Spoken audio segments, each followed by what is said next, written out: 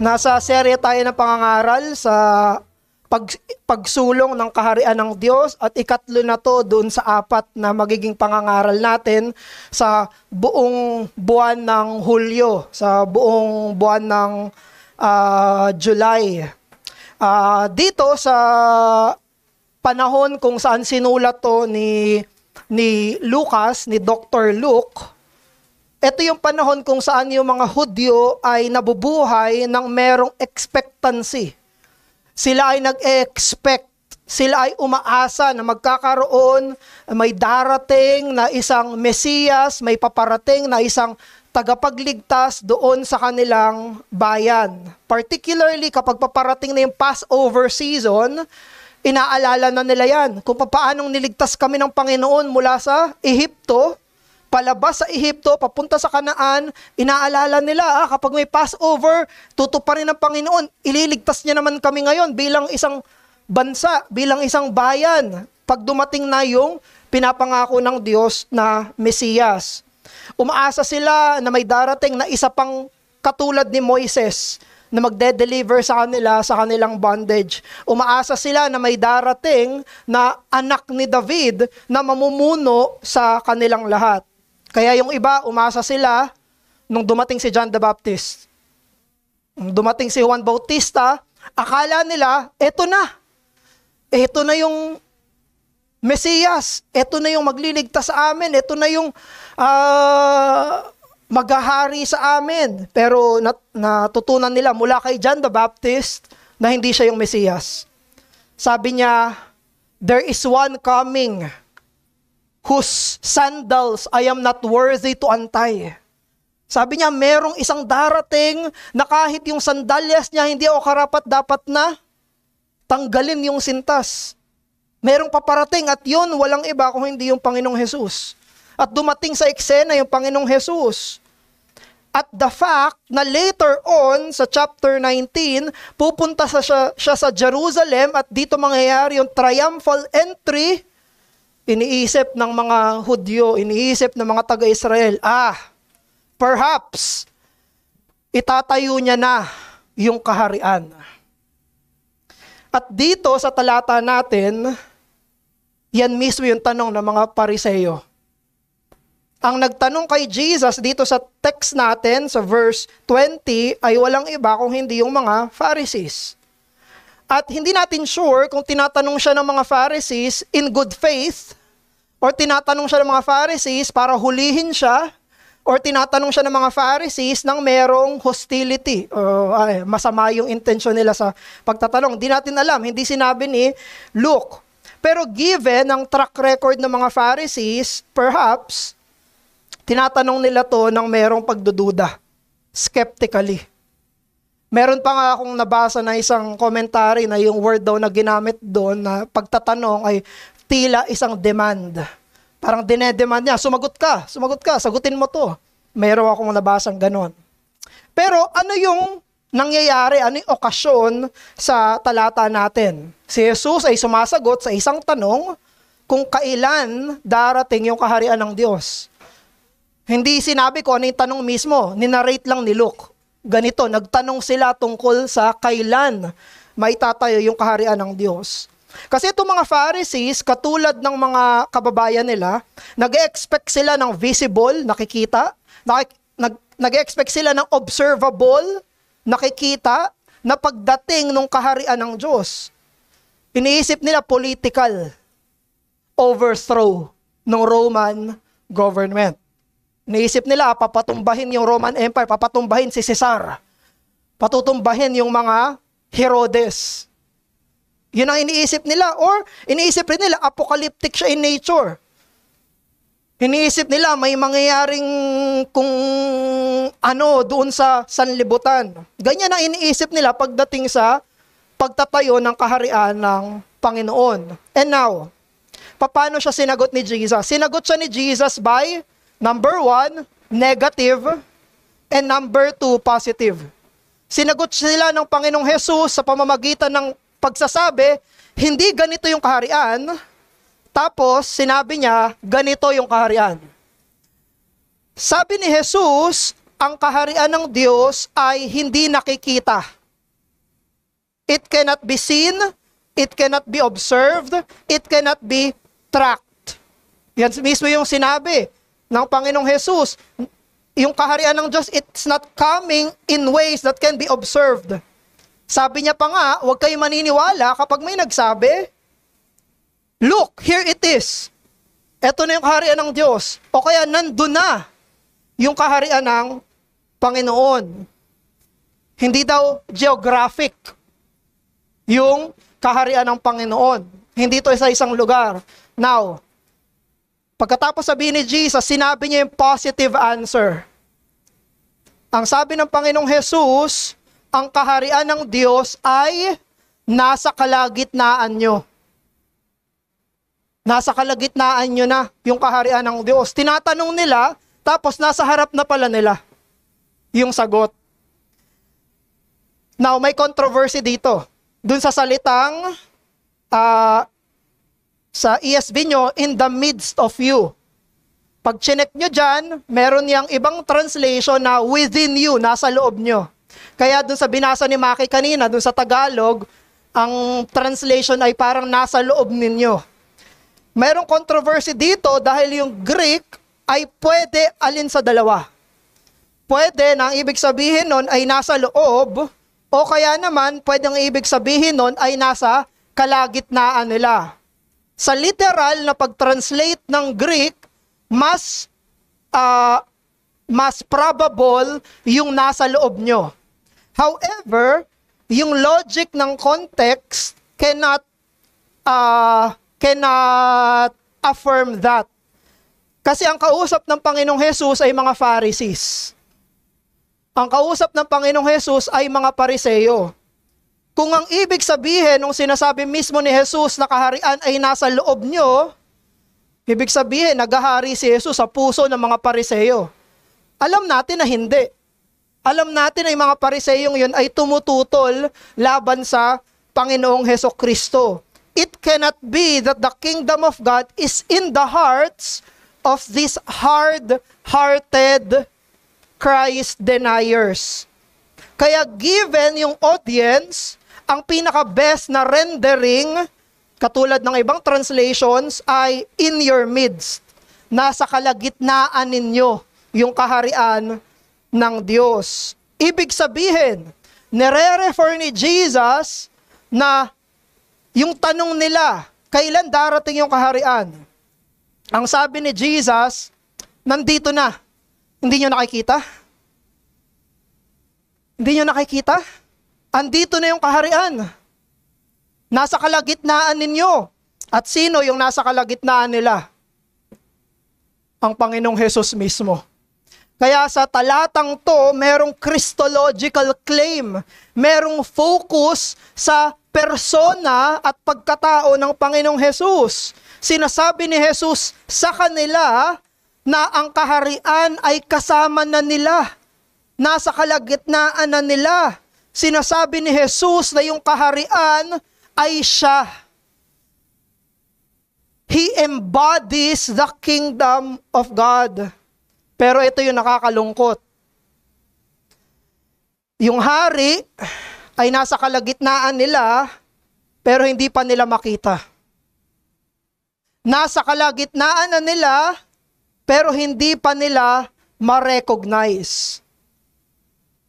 Kaya't ito yung mensahe natin ngayong hapon na to, na ang kaharian ng Diyos ay ang paghahari ni Kristo na nakikita lamang ng mga may mata ng pananampalataya.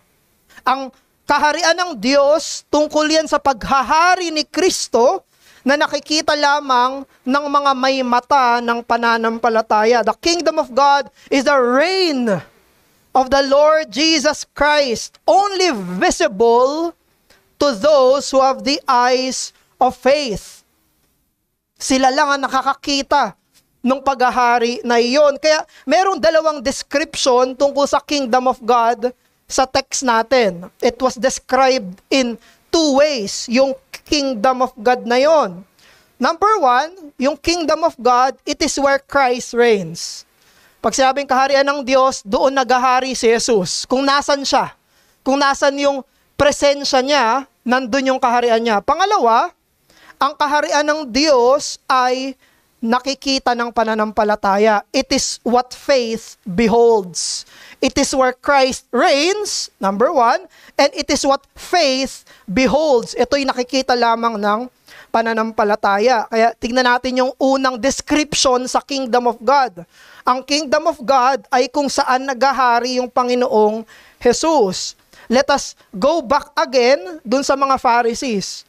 Ang ine-expect nila, i-deliver sila politically mula sa Roman Empire. Pero si Jesus, iba yung message niya. Ang sabi niya, hindi ako NPA, okay? Hindi ako revolusyonaryo, hindi ko patutumbahin yung Roman Empire, hindi ganyan ang mensahe ko, hindi ganyan ang kaharian ng Diyos. Ang tinuturo ni Jesus na kaharian ay espiritual na pagkasoberanya at pagbabago ng puso. Yung kaharian ay ine-embody ng Panginoong Jesus kung saan siya naghahari bilang isang Panginoon. Merong paniniwala yung mga Hudyo that the kingdom of God will come with a bang. Biglaan, mangyayari. Ayan na. It's dramatic. And it is a spectacle to behold. Darating yung isang makapangyarihang Mesaya, biglang i-establish na yung kaharian at ibabalik sa posisyon, na mataas na posisyon yung Israel. I-deliver sa mga nations ang Israel, magiging pinakamataas sa mga ibang mga bayan. Expectation ng mga Hudyo. But here comes a carpenter. Biglang merong dumating na isang karpentero, anak ng karpentero. Tapos, ang bit-bit niya at ang mga grupo ng mga kasama niya ay mga mangingisda. Karpentero, pinalilibutan ng mga mangingisda, may tax collector pa. At walang sign, sa tagal ng ministry ni Jesus, walang sign na parang papatumbahin niya yung Roman Empire. Parang walang sign na i-usher niya na yung glorious new age. Sure, merong mga miracles here and there. Sure, may milagro dito, may pagpapagaling dito, may pagpapalayas ng masamang espiritu dito. Pero nasan yung pag-establish ng kingdom na inaasahan ng mga taga-Israel? Kaya tinatanong pa rin nila eh. And by the way, alam nyo, maging pagbangon na ni Jesus mula sa mga patay, aalis na siya, akit na lang siya sa langit, may hirit na tanong pa yung mga disciples. Alam niyo yung hirit na tanong ng mga disciples sa Acts chapter 1? Yung tanong mismo ng mga Pharisees dito. Sabi nila, Panginoon, kailan may babalik yung kaharian ng Israel? Hindi sinagot ni Jesus eh. Ay, bahala ka siya. Tagal na natin nagtuturo ah.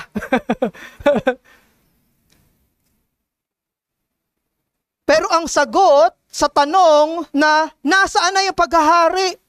May milagro, may mga sumusunod sa kanya, parang hindi papatumbahin yung Roman Empire. Nasaan yung itatayong kingdom? Yun yung hindi nila nakita. Kasi matagal nang tinatayo ni Jesus. Simula pa lang itinatayo na ng Panginoong Jesus. Dahil kung nasaan ang otoridad at presensyang panghari ni Jesus, nandun yung kaharian. Nung unang may mga sumunod na sa kanya, nandun na yung kaharian. Yung mga nakakilala na sa paghahari niya, nandun na yung kaharian. Nung panahon na may nagbago na, nagsisi sa kanilang kasalanan, sumunod sa paghahari ng Panginoong Jesus, nandun yung kaharian. That's why the kingdom of God is Christocentric. It's centered on the person of Jesus Christ. It is in such a way that where Christ is honored, there is the kingdom of God. Kung saan pinaparangalan si Jesus, nandun yung kaharian ng Diyos. Kung saan iginagalang yung paghahari niya, nandun yung kaharian ng Diyos. Kung saan mayroong mga pusong nakayuko sa Panginoong Jesus, nandun yung kaharian niya. Ang kaharian ay nakasentro sa persona at paghahari ng Panginoong Hesukristo. Si John MacArthur ay kapapanaw lang. Last Monday, July 14, pero alam nyo ba na si John MacArthur, isa siya sa mga nag-champion ng doktrina na tinatawag na Lordship Salvation. Isa siya sa mga nakipaglaban sa mga matataas na mga tao, mga pastor, mga theologians, mga even seminary. Hindi, no? Binangga seminary. Specifically yung Dallas Theological Seminary. Nakipaglaban si John MacArthur sa kanila dahil sila ay naniniwala doon sa ideya ng isang makasalanan ay pwedeng maging Kristiyano nang hindi kinikilala yung pagkapanginoon ni Hesukristo. And John MacArthur said, no way! Hindi pwede yan. Kasi naniniwala sila pwedeng tanggapin si Jesus bilang tagapagligtas, pero hindi muna Panginoon. At sabi ni John MacArthur, hindi yan ang sinasabi ng Biblia. Kailangan mong kilalanin yung paghahari niya bago katawaging isang mananampalataya. Itong si John MacArthur ay nagbigay ng warning laban doon sa mga view ng salvation na cheap grace or easy believism, na nagke-claim sila na pwede kang maligtas mula sa parusa ng kasalanan nang hindi yumuyuko sa paghahari ng Panginoong Hesukristo. Romans chapter 10 verse 9. Anong sinabi dito? If you confess with your mouth that Jesus is sacrifice, that Jesus is my atonement, that Jesus is my justification.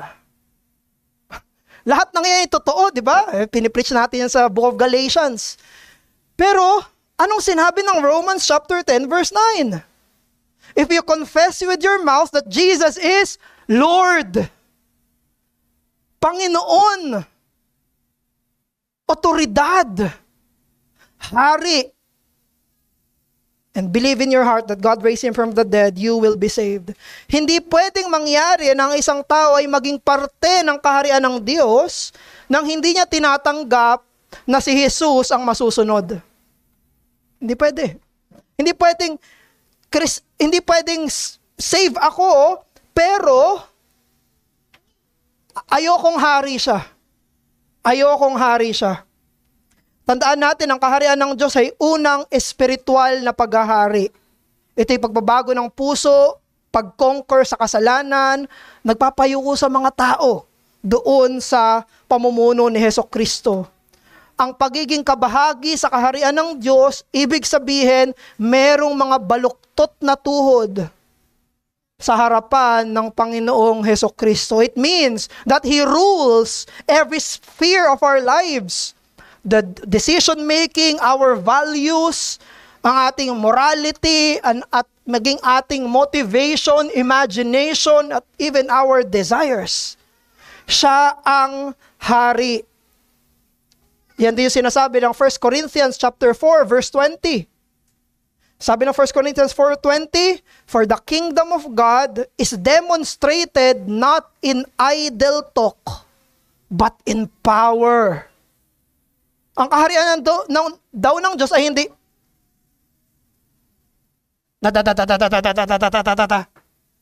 kaharian daw Diyos hindi puro salita. Ang kaharian daw ng Diyos ay nakikita. Merong pagpapakita. Merong nangyayari. Nakikita na kinikilala si Hesukristo bilang otoridad, siyang masusunod. It's not in idle talk, but in power. Ang buong buhay ng Panginoong Jesus, tandaan natin, Ang buong buhay ng Panginoong Hesus ay buhay ng isang hari. Siya ay pinanganak na hari, siya ay pinadalang hari, siya ang tagapagligtas na hari. Naalala niyo ba nung pinanganak si Jesus? Anong ginawa sa kanya? Sinamba siya. Nung pinanganak yung Panginoong Hesus, mga anghel sumamba, mga wise men sumamba, mga shepherds sumamba. Matthew chapter 2 verse 2, hinahanap ng mga wise men yung pinanganak ng Jesus. Anong tanong nila? Where is he who has been born King of the Jews? Maging si Herod natakot kasi merong isang haring ipapanganak. Sa baptism ng Panginoong Jesus, maging yung propeta na si Juan Bautista, binigyan niya ng parangal ang darating na tupa ng Diyos na sinasabi ring tupang hari. Ang titulo ni Jesus, siya ay anak ni David. Siya na magiging pinal na hari ng mga tao ng Diyos. Sa kanyang pagmaministeryo, siya ay nagministeryo ng may otoridad. Hindi siya nagsasuggest, hindi siya nagre-recommend, hindi siya nakikisuyo, siya ay nag-uutos. Dahil siya ay hari. Hindi siya nagsasabi, please, pakisunod naman ako. Siya ay hari. Siya ay Panginoon. May otoridad sa likod ng lahat ng mga sinasabi ng Panginoong Hesukristo. There is boldness in His every words. Sa triumphal entry ng Panginoong Jesus, nakasakay siya doon sa asno. He fulfilled the prophecy doon sa Zechariah. Sa kanyang kamatayan, siya ay hinamak bilang isang hari. Namatay siya ng isang kamatayan ng isang marangal na hari. Isang haring namatay para sa kanyang mga tao. Sa kanyang resurreksyon, nung nabuhay na siyang muli, binigyan siya ng otoridad sa langit at sa lupa. He was vindicated by His Father. Sinabi ng kanyang ama, ang anak ko ang tunay na hari. Bumangon siya mula sa hukay. At maging nung pag-akyat ni Jesus sa langit, anong ginawa niya? Pag-akyat niya sa langit, umupo siya. Siya'y umupo sa karapat-dapat niyang trono. At tinawag siyang hari ng mga hari, Panginoon ng mga Panginoon. You see, hindi natin mahihiwalay sa pagkatao, persona ng Panginoong Jesus ang kanyang pagiging hari. And there is no salvation apart from bowing to the kingly rule of Christ. Kaya itong tanong sa iyo ngayon, naghahari ba si Jesus sa iyo? Naghahari ba si Jesus sa iyo? Dahil kung saan pinaparangalan si Jesus, nandoroon ang kaharian. There is the kingdom of God. Bakit natin kailangan ng hari? Why do we need a king? Ang isang case in point dyan ay yung Book of Judges. Alam niyo yung Book of Judges? Sobrang lala, sobrang sama, sobrang ligaw. Nung panahon ng Book of Judges at isa ang binabanggit ng manunulat paulit-ulit sa Book of Judges. At anong sinabi ng manunulat? There was no king in Israel in those days. Kaya sila nagkakaganon dahil wala silang hari. Kaya natin kailangan ng hari ay dahil kailangang merong maghari sa atin. Dahil kung walang namumuno sa atin, tayo ay maliligaw, tayo ay lalaban, tayo ay mapapasama. Yan din ang sinabi ng ating Confession of Faith. Sa ating Confession of Faith, chapter 8, paragraph 10, of Christ the Mediator. So if you will bear with me, ito yung sabi dun sa confession, because we are hostile and utterly unable to return to God so that we can be rescued and made secure from our spiritual enemies, we need His kingly office to convince, subdue, draw, sustain, deliver, and preserve us for His heavenly kingdom. Kailangan natin ng hari na siyang lalaban, siyang magpapasunod, siyang magliligtas, siyang magpepreserba sa atin para madala tayo doon sa kanyang kaharian. Kailangan natin ng hari. Kailangan natin na magpapasunod sa atin. Kaya kailangan natin ang Panginoong Hesus. At salamat sa Diyos dahil ang ebanghelyo ay ebanghelyo ng paghahari. Nung pinadala niya yung Panginoong Hesus, sinabi niya, ito ang inyong hari, mabuting hari.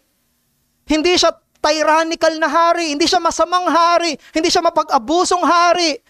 Isa siyang hari na walang intensyon na masama. Isa siyang hari na purong kabutihan ng intensyon at pumarito siya. Siya pa yung namatay para sa kanyang bayan. Anong klaseng hari yun?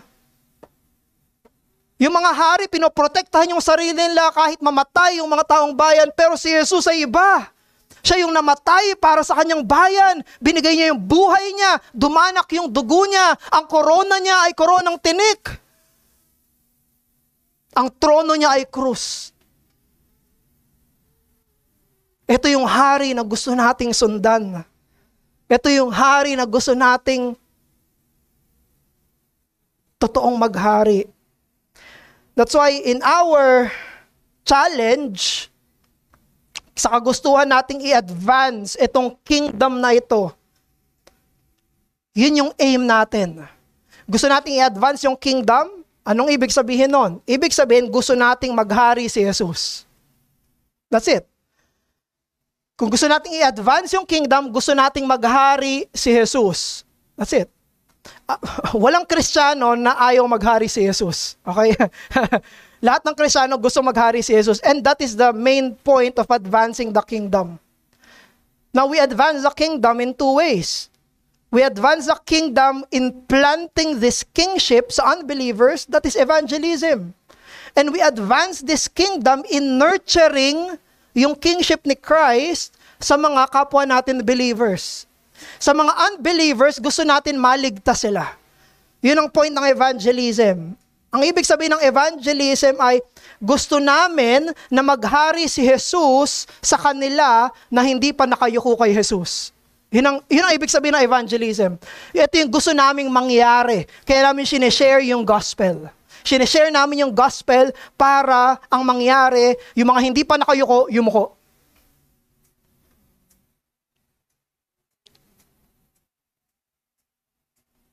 Kaya pag tayo ay nagpe-pray, pinagpe-pray natin yung mga mahal natin sa buhay, na maligtas sila. Kaya kapag nag-share tayo ng gospel sa mga kaibigan natin dahil gusto nating maligtas sila, kaya natin ini-invite sa worship yung mga mahal natin sa buhay para makapakinig sila ng gospel. Ayan ang goal natin, no? Ang goal natin ay hindi lang mapatawad sila sa kanilang kasalanan. Ang gusto nating mangyari, sila rin ay yumuko kay Jesus.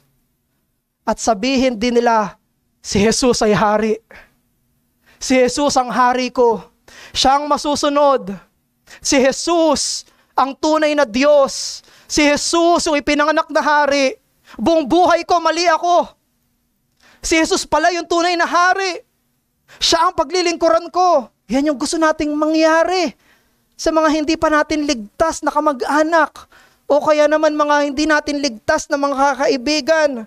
Ang pag-ebanghelyo, ang goal nito ay hindi lang ang isang tao mapatawad siya sa kasalanan, kung hindi iniimbitahan din siya na maging kabilang sa isang kaharian na ang lahat ay nakayuko doon sa nakaupo sa trono. That's the heart of evangelism. Yun ang gusto natin. Gusto natin yung may evangelize natin na mahal natin sa buhay, isang araw tatabi sa atin at sasamba, maririnig natin ang kusang loob. Voluntaryo, siya mismo, hindi mo inuutusan, hindi mo pinipuwersa, kusa niyang sasabihin, si Jesus ay Panginoon, siya'y karapat dapat, siya'y hari. Yan ang gusto mo sa pag-ebanghelyo. That's the goal of evangelism. Yan yung pag-advance ng kingdom. We want them to be saved. We want Christ to be their highest authority now on their lives. Wala na silang pakialam sa sasabihin ng mundo. Wala na silang pakialam sa sasabihin ng tao. Ang bukang bibig na nila, ang gusto na nilang mangyari ay masunod ang kanilang hari. Yan ang gusto mo sa iyong hindi paligtas na mga mahal sa buhay. For that kingship of Christ to reign and to be planted in their souls. At ganyan din yung goal natin pag ina-advance natin yung kingdom sa kapwa natin believers. Kapwa natin mananampalataya. Ang pinagkaiba lang sa ating mga kapwa mananampalataya, nakayuko na sila kay Jesus. Sila ay kinikilala nila na si Jesus ay hari na. Pero lahat ng ginagawa natin, pagtuturo, pag-encourage, pagko-correct, pagpe-pray para sa isa't isa, ito'y naka-aim, naka-target para ang bawat isa ay mas lumalim pa doon sa pagkilala sa paghahari ni Jesus. Na bawat sulok ng buhay ay kunti-kunting nasasakop. Bawat kasalanan ay nasasubdue. Bawat grace ay lumalago. Ang isa lang ibig sabihin nun, lumalalim yung pagkilala sa pagkahari ni Jesus. Yun lang yun. Yun ang goal natin. The kingdom is advanced when our view of Christ as King deepens. And when our obedience becomes more joyful. When our submission to Him becomes more willing. That's how we advance the kingdom of God. So yun yung una, ina-advance yung kingdom ng Diyos kung yung kaharian ng Diyos ay nandoon kung saan naghahari si Jesus. Pangalawa, yung kaharian ng Diyos ay nakikita lamang ng pananampalataya. Sa chapter 17 verse 20, ang sinabi ni Jesus, hindi mo daw ma-observe yung kaharian ng Diyos. Yung ibig sabihin ng observe na yon ay by careful watching or by spectacular display. Ibig sabihin, darating yung kaharian ng Diyos na hindi ito ina-announce. Hindi ito, ayan na yung kaharian ng Diyos. Hindi ito may torotot na ayan na yung kaharian ng Diyos. Dinidismiss ni Jesus na yung kaharian ng Diyos ay matatagpuan sa kung saan-saan. Hindi yon geographic, yung kaharian ng Diyos. Hindi yung matatagpuan sa mapa. Pag naglatag ka ng mapa, kaharian ng Diyos. Wala sa Mindanao, yung kaharian ng Diyos. Wala sa Davao. Wala rin sa Russia. Wala din sa pinagtatalunan ng Israel at Gaza, sa Gaza. Well, hindi na yun. Hindi yung kaharian ng Diyos. Sabi ni Jesus, wala. Hindi mo makikita kung nasaan yung kaharian ng Diyos. Bakit? Ang in-emphasize ni Jesus ay yung kingdom niya ay silent, dignified, at yung nature ng reign niya, paghahari niya, ay hindi sa inaasahan ng mga Pariseo. Kasi sa totoo lang, legitimate naman yung question ng Pharisees eh. Ang tanong nila, kailan darating yung kaharian ng Diyos? Legitimate yon. However, it is also tragic. Kasi isipin nyo, 3 taon na siya nagmi-ministry. Ang tagal niya nang nagmi-ministry sa kalagitnaan nila. Tapos itong mga taong to, nasa kadiliman pa rin. Hindi pa rin nila makita. Nasa harap na nila yung kaharian, hindi pa rin nila makita. Hindi nila maintindihan kung sino si Jesus. Hindi nila matanggap kung ano yung gustong i-accomplish ng Panginoong Jesus. Yung view nila ng kingdom of God ay it is so political, not spiritual, it is so Jewish and not universal. Kaya yung kaharian ng Diyos ay nasa harap na nila. Ayan na, yung kaharian ng Diyos. Nasa harapan na nila. Kung Pilipino version, tutuklawin ka na, ayan o. Sa harapan mo na. Pero hindi pa rin nila makita ito. Sabi ni Jesus, nagtatanong kayo, behold, the kingdom is in your midst. Ito, Nasa harapan nyo na ang kaharian ng Diyos. Kaya't ang kaharian ni Kristo ay nakatago sa mga pisikal at karnal na mga mata. Pero napakalinaw na nakikita ng mga mata ng pananampalataya. Hindi makita ng mga walang pananampalataya.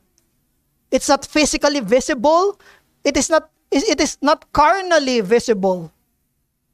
But it is seen clearly through the eyes of faith. Yan mismo yung sinabi ni Apostle Paul. 2 Corinthians chapter 2 verse 14. Sabi niya, the natural person does not accept the things of the Spirit of God, for they are folly to him, and he is not able to understand them because they are spiritually discerned. Sabi ni Apostol Pablo, sila na walang espiritu ng Diyos, hindi nila kayang makita, maintindihan yung mga espiritual na bagay. Hanggat wala sila ng banal na espiritu, wala silang maiintindihan na espiritual na bagay. Para sa kanila, ano yan? Ano yan? Kahit espiritual na yung nangyayari, nakikita pa rin nila ay karnal. Espiritual na yung nangyayari sa kalagitnaan nila, naiisip nila, ordinaryo pa rin. Dahil naiintindihan lang ito ng mga may espiritu ng Diyos. And even Jesus said this. Kausap niya si Nicodemus, isang Pharisee. Sa John chapter 3 verse 3. At sabi ni Jesus kay Nicodemus, truly, truly, I say to you, unless one is born again, he cannot see the kingdom of God.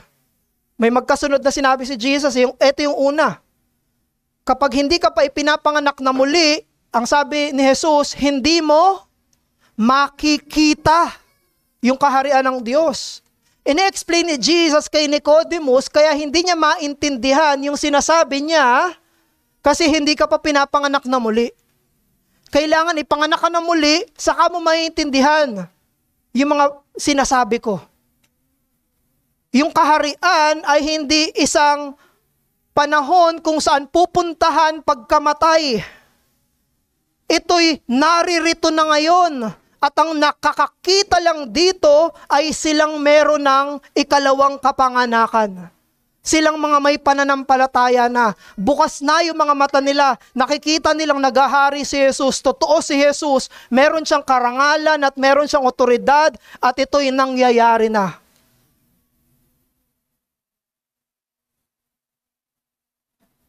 Hindi sinabi ni Jesus na unless one is born again, he cannot go to the kingdom of God after he dies. Hindi, sinabi niya, unless na ipanganak kang muli, hindi mo makikita ngayon din. At yan yung wala yung mga Pariseyo. Yung mga Pariseyo, nasa harapan na nila. Yung kaharian ng Diyos, nasa harapan na nila, yung hari. And they are such examples of spiritual blindness. Dahil kung walang pananampalataya, si Jesus ay parang isang ordinaryong karpentero lang. Merong mga nagsasabi na gusto ko makarating sa panahon ni Jesus. Siguro pag nandun ako sa panahon ni Jesus, talaga siguro grabe yon, makikita ko siya ng mukhaan. Alam mo, wala kang pananampalataya, dadaanan mo lang siya, hindi mo siya mapapansin. Kasi para siyang ordinaryong tao lang. At bakit nung sinabi niya sa mga disciples, come, follow me? Dahil iyon sa pananampalataya. Dahil nakita nila yung hari. Hindi nila nakita na karpentero lang. Nakita nila, siya'y may otoridad, siya'y may spiritual na otoridad. Merong pagkakaiba. Kung walang pananampalataya, come follow me. Sino yun? Ba't tinatawag ako nun? Ano yun? Bigla-bigla na lang ako kinakausap. Kung walang pananampalataya, yan mismo yung pinrophecy sa Isaiah. There is no beauty in him that you can behold. Hindi siya nagniningning, walang liwanag, walang extra special kay Jesus. Siya ay naging espesyal sa kanila na may mga pananampalataya dahil nakikita nila yung tunay na kung sino siya.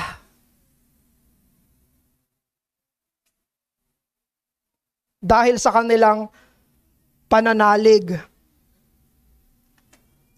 Faith sees what unbelief cannot. At ang nakikita ng pananampalataya ay isang hari, Panginoon, siya na kinoronahan ng langit at nakaupo sa trono ng Diyos. Ito yung pinagkaiba ng Pharisee sa kanong blind man sa John chapter 9. Sa John chapter 9, merong pinagaling si Jesus na bulag. Yung bulag na yon, alam yung ginawa? In-interrogate ng mga Pharisees. Tapos yung bulag na yon, nakipag-debate sa mga Pharisees. Tapos yung mga Pharisees, hindi nila masagot yung bulag, ordinaryong tao. Yung bulag, hindi nila masagot, in-excommunicate nila sa synagogue. Tapos sabi ng bulag, okay, sige, communicate niyo ako. Tapos nung nakita niya si Jesus, nagpatira pa siya. Sinamba niya si Jesus. Kilala niya kung sino yung totoong dapat sundin. Kilala niya kung sino yung dapat sambahin. Kilala niya kung kanino siya dapat matakot. Dahil kilala niya yung Panginoong Jesus, ang namulat sa kanya ay hindi lang pisikal na mata, kundi maging yung kanyang espiritual na mga mata. Siya ay naging mananamba ng Panginoong Hesukristo. Seeing Jesus as King is not about physical sight, but the humility of faith.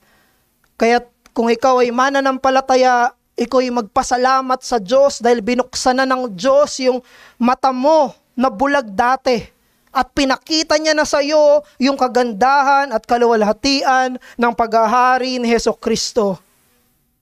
Yan yung nangyari. Kaya ngayon, sinusubukan mo na kahit mahirap. Dahil karapat dapat si Hesukristo. Sinusunod mo na siya sa lahat ng mga pwedeng maging dahilan. Dahil siya na'y karapat dapat na hari.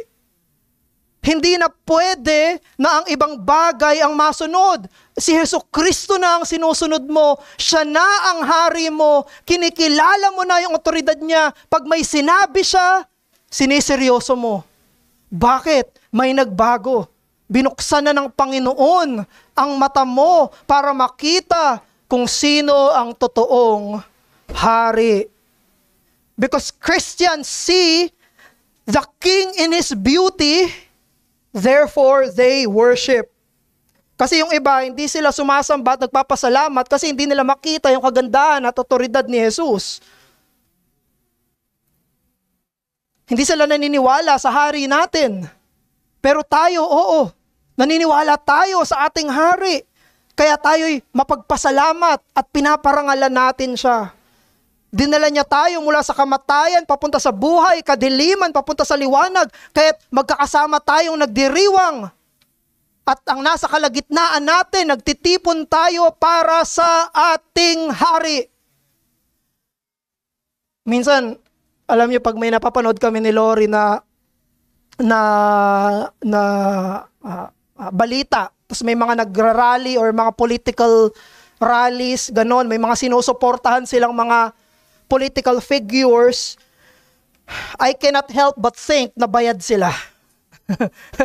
Ganon yung naiisip ko. Pwede nyo akong itama doon kung may mga alam kayo. Pero ganon palagi ko naisip kasi naisip ko, talaga ba? Napaka-precious ng oras mo, gugugulin mo para sa isang political figure at magtitipon-tipon kayo tapos ipopromote nyo yung isang political figure. Yun yung nasa isip ko kapag merong mga nagtitipon tapos sinusuportahan yung isang politiko. Inisip ko, pwedeng kamag-anak, pwedeng bayaran, pwedeng malaki yung naitulong sa kanya. I cannot help but think. Pero merong isang grupo ng mga tao na nagtitipon hindi dahil bayad sila.